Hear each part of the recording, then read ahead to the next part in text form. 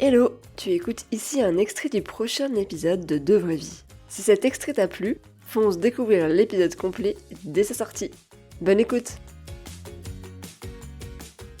Tu parles du prix à payer pour sortir de la norme.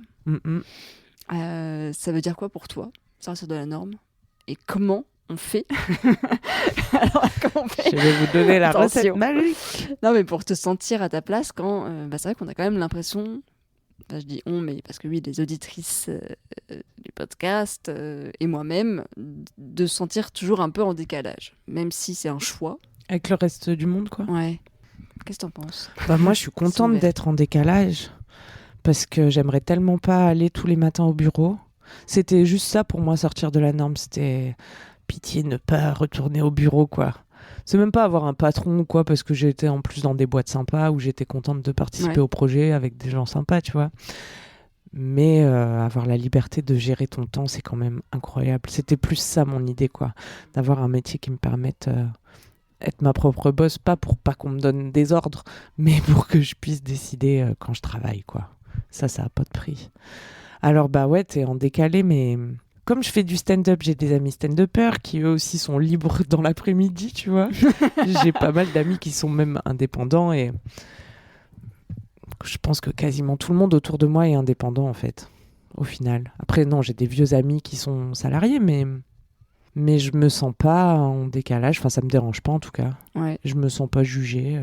C'est quand même un truc qui devient de plus en plus commun aussi, j'ai l'impression. Donc, et comment on fait? On s'accroche à ses rêves et moi, ça m'a pris du temps, tu vois. Je sais plus, je dis dans cette vidéo que ça m'a pris en gros 7 ans du chômage et de ce Tour de France jusqu'à aujourd'hui, tu vois, de pouvoir vivre de la chaîne. Et en vrai, comment on fait? Je sais pas, parce que moi, j'ai eu l'opportunité de travailler chez mademoiselle.com que je pouvais pas anticiper et qui m'a donné un grand tremplin pour me lancer toute seule, quoi. Et comment ça s'est fait justement cette opportunité? Est-ce que tu crois que c'est justement parce que tu avais mis des petites choses en place qui se sont enchaînées et en fait tu as réussi à...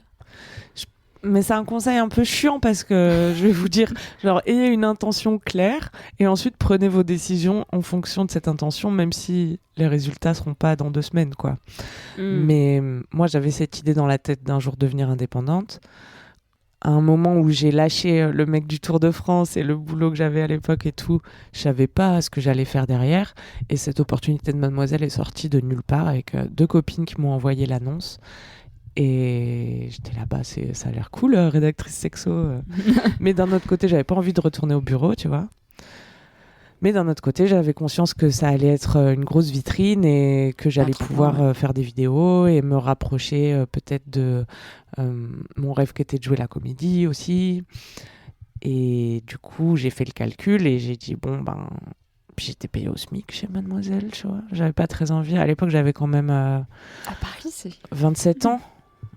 Et chez Mademoiselle, on n'embauchait pas forcément des journalistes, mais moi, j'avais de l'expérience et un diplôme à valoriser, tu vois. Donc, j'étais là, est-ce que j'ai vraiment envie de retourner au bureau pour un SMIC à Paris? Et en fait, oui, j'ai dit, vas-y. Je pense que c'est ça aussi qui a déterminé, c'est de dire, vas-y, je fais le sacrifice, mais je sais pourquoi je le fais. Et on croise les doigts pour que ça mène où on veut aller in fine, quoi.